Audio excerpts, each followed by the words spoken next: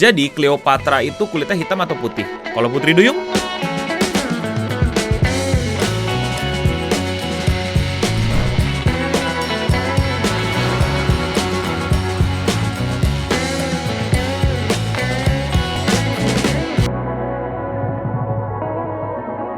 Selamat datang lagi di podcast Indonesia Radio Singham, di mana kalian gak perlu liatin gua, kalian bisa tinggal pasang headset dan sambil melanjutkan pekerjaan kalian. Dan kali ini gua akan nemenin kalian berkegiatan sambil ngobrolin blackwashing. Jadi buat kalian yang belum tahu, lagi ramai di sosial media tentang live action dari Little Mermaid Ariel, yang dimana kalian mungkin sempat nontonin dan kalian pasti kayaknya udah tahu deh kalau warna kulitnya si Ariel Little Mermaid ini adalah putih. Dan tiba-tiba diubah nih di live action, warna kulitnya menjadi hitam. Loh, kok bisa? Ya bisa-bisa aja yang bikin film bisa ngerubah itu, ya bisa. Tapi banyak orang di internet itu nggak setuju kalau misalnya Ariel itu diganti warna kulitnya jadi hitam, karena yang mereka tahu Ariel itu warna kulitnya putih. Belum selesai urusan Ariel, tiba-tiba keluar lagi nih sebuah dokumenter di Netflix yang menyatakan kalau Cleopatra itu kulitnya hitam. Waduh, ini lebih ngeri lagi nih. Bahkan sampai keluar dialog di trailernya, apapun yang orang-orang bilang tentang Cleopatra, percayalah kalau Cleopatra itu kulitnya hitam. Yang dimana kita semua bisa modal googling dikit dan akan menemukan bahwa Cleopatra itu kulitnya tidak hitam, melainkan putih. Nah, disinilah mulai problem gitu. Emang bisa ya kita gonta-ganti warna kulit orang sesuka hati? Sebenarnya gonta-ganti kayak gini tuh udah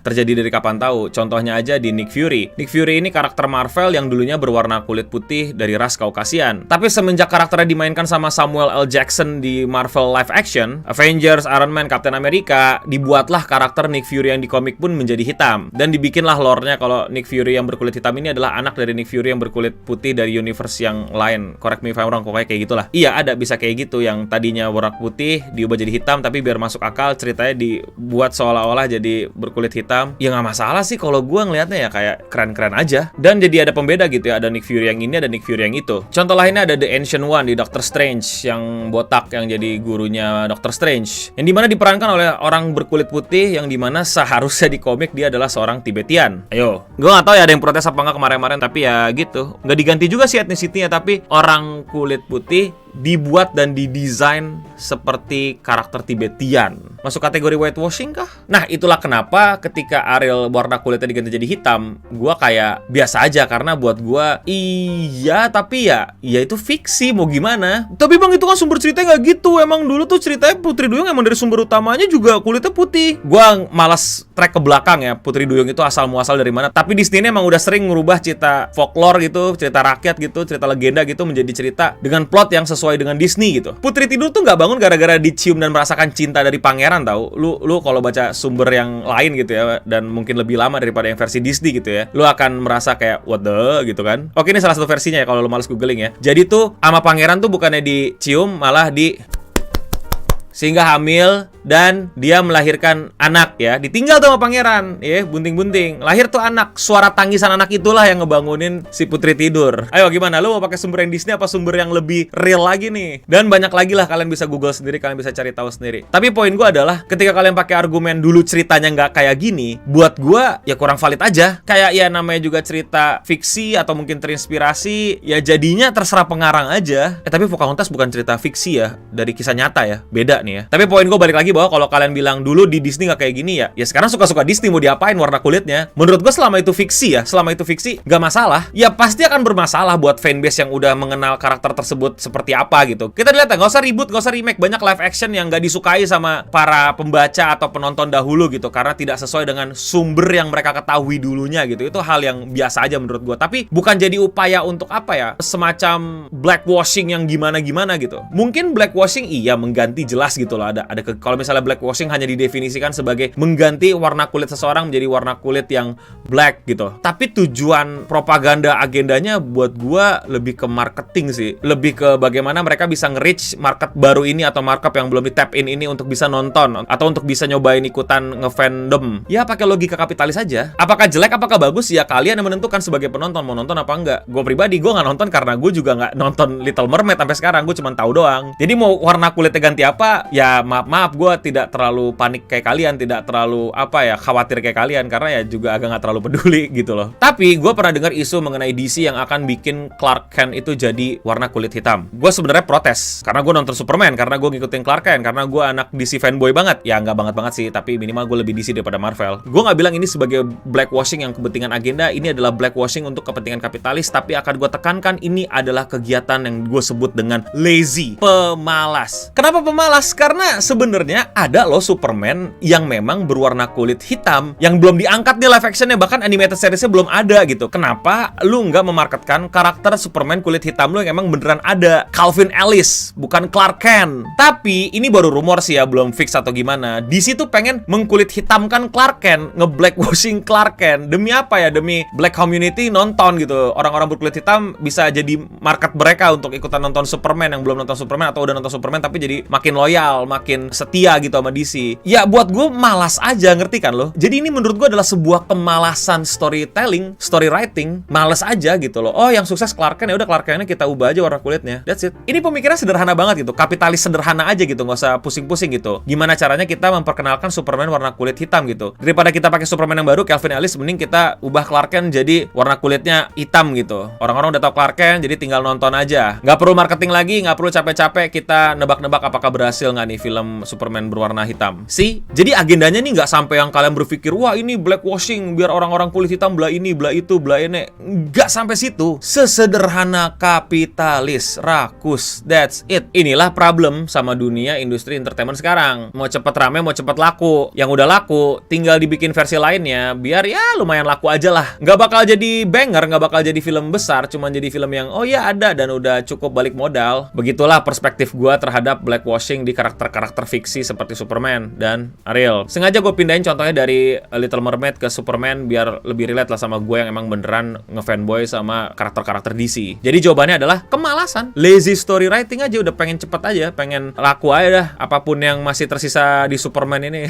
Caranya biar mereka nggak kayak gini gimana? Ya nunjukin sikap, kita nggak mau nonton. Kalau misalnya ini Clark Kent kulit hitam, ya kalian juga yang suka Little Mermaid gitu ya, bilang aja nggak mau nonton kalau kulit hitam. Bukan kita anti sama karakter berkulit hitam, kita anti sama kemalasan menulis cerita. Itu bedanya. Jadi jangan tuduh kita yang nggak mau nonton karakter berkulit hitam itu rasis or diskriminatif atau apa. Enggak. Kita males aja sama lu punya production itu males nulis film baru gitu. Banyak banget legenda-legenda kulit hitam, karakter-karakter kulit hitam atau dari etnisitas lain gitu yang sukses-sukses aja tuh di kancah-kancah bioskop dan film-film lainnya. Black Panther, karakter berkulit hitam dari Afrika merepresentasikan orang-orang kulit hitam, laku-laku aja, rame-rame aja bioskop. Nggak tiba-tiba Captain America jadi orang kulit hitam. Ups. Spider-Man, Peter Parker, ya kan? Wah, keren-keren segala macam. Kita bikin Peter Parker jadi warna kulit hitam yuk? Enggak. Bikin tuh Miles Morales. Keren, rame, bioskop, animasi. Cakep banget. Dan gue nggak peduli tuh warna kulitnya apa sebenarnya. Yang penting filmnya seru apa enggak. Jadi paham ya poin gue di sini tentang karakter yang berubah warna kulit. Gue nggak ngatain perubahan warna kulitnya. Gue ngatain orang yang di belakang perubahan warna kulitnya. Pemalas lu. Dan nggak masalah nanti warna kulitnya berubah jadi hitam, pink, kuning, hijau, whatever it is. Etnisitasnya ganti jadi A, I, U, E, O. Menurut gue itu malas aja. That's it. Malas lu. Berikan kami karakter baru dong yang dari warna kulit hitam, dari Hispanic, dari Asian, dari Southeast Asian, dari mana kek gitu loh. Lu pikir apa-apa bisa ada Indonesia cuy, terus langsung pada nonton gitu. Iya sih, tapi ya nggak bertahan lama kayaknya. Mana nih universe Wiro Sableng, si buta dari gua hantu, terus siapa lagi ya? Joko Tingkir. Itulah yang ngebedain kita. Kita sama-sama nolak tapi alasan kita beda. Kalau gua alasannya jelas, karena gua nggak suka film yang ditulis dengan malas. Kalau lu kan pure rasis.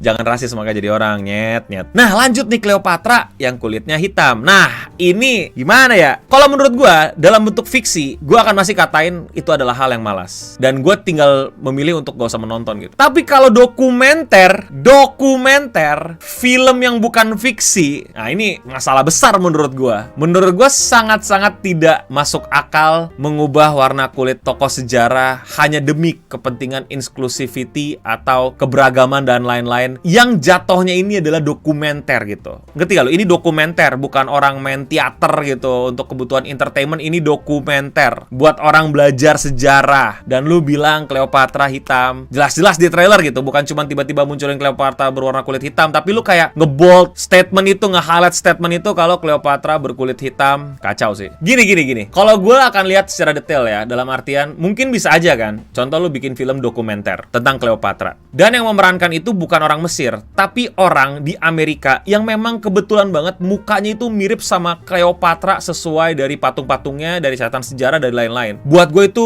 nggak masalah, karena tujuan lu untuk miripin. Lu nggak harus nyari yang keturunan asli Cleopatra gitu, atau ya lu nggak harus nyari orang yang beneran Mesir gitu untuk dapetin sosok Cleopatra. Ya lebih bagus kalau misalnya dapetin orang Mesir beneran gitu. Tapi gue masih ngerti poinnya ketika, oh dia nggak nge-cast orang Mesir, tapi dia nge-cast orang Amerika yang kebetulan mukanya nih mirip banget sama Cleopatra. Ternyata setelah ditarik-tarik emang keturunan Persia yang udah pindah ke Amerika gitu, ngerti gak lu? Jadi kayak buat gue hal kayak gitu nggak masalah, karena tujuannya masih mau mengakurasikan sejarah lu itu akurat gitu loh. Tapi yang sekarang itu kelihatan banget tujuan blackwashingnya terang-terangan, dan beda kayak yang fiksi males gitu loh. Ini kelihatan banget tujuan lu tuh jelas banget, kayak ya gue pengen ngasih tahu kalau Cleopatra selama ini kalian salah gitu, dia harusnya berkulit hitam gitu. Gue akan kasih napas positif buat dokumenter ini untuk sebagai tantangan gitu, emang pengen menjawab secara scientific, secara bukti ilmiah gitu. Lu sudah mengajak diskusi banyak sejarawan, banyak akademisi gitu. Kalau memang dokumenter ini untuk membuktikan bahwa selama ini pelajaran kita itu salah, Cleopatra itu kulitnya bukan putih tapi hitam, gak masalah. Tapi setelah gue lihat-lihat tidak gitu loh. Gue belum nonton memang, tapi secara di trailer enggak gitu, enggak yang kayak gimana ceritanya dia bisa hitam dan bukan putih, atau a simple Google search yang memang ada tandingannya gitu. Emang ada nih kok artikel tandingan yang bilang kalau Cleopatra itu hitam gitu. Ini ada bukti-bukti dan lain-lain gitu. Kalau emang perdebatannya dari dulu udah ada, seru gitu. Walaupun masih bisa salah, tapi poinnya jelas gitu. Nah sekarang terlihatnya seperti ngotot aja. Dan lagi-lagi tujuannya apa kalau bukan kapitalisasi? Nonton nih ada dokumenter Cleopatra gitu. Oh ya sure gitu. Kayak ngerti gak sih lo, kayak oh ya just another dokumenter tentang Cleopatra, dan lo males nonton juga gitu. Kayak mending main Genshin gak sih? Tapi tiba-tiba dokumenter Cleopatra ini membuat sebuah statement bahwa Cleopatra itu adalah hitam. Nah, baru rame, baru debatin, baru orang mau nggak mau mesti nyicip dan nonton nih. Ujung-ujungnya balik apa adik-adik? Ya betul, ini otak kapitalis. In the end, semua balik ke kalian. Kalau kalian bilang ganti warna kulit itu tidak bisa membuat sesuatu itu menjadi sukses, iya, tapi ada juga contoh suksesnya, contoh Nick Fury, Doctor Strange. Apakah semua aktor harus dimainkan sesuai dengan etnisitinya? Ini perdebatan hati gue ya, dan gue pengen kalian jawab di komen di bawah gitu. Bukankah aktor memang tugasnya untuk bisa bersandiwara ya? Berpura-pura menjadi yang bukan dia. Ya walaupun lu mesti meyakinkan gitu. Ya dalam artian ya, kalau lu aktor jelek ya mau lu etnisitinya sesama apa gitu ya. Misalnya sama-sama orang Cina nih gitu ya. Tapi lu actingnya jelek gitu, ya jelek kan filmnya. Ya semua menurut gue bisa dikompromiin lah, dan emang tujuannya untuk membuat lebih meyakinkan lagi kan kalau orang ini adalah orang yang sedang berperan, ini nih perannya itu menonjol gitu dan sesuai dengan jalannya film lu gitu loh. Jadi ya lihat lagi ini tujuannya apa, pakai karakter ini apa gitu loh. Jangan kayak J.K. Rowling ya, tengah jalan diganti-ganti sesuka hati.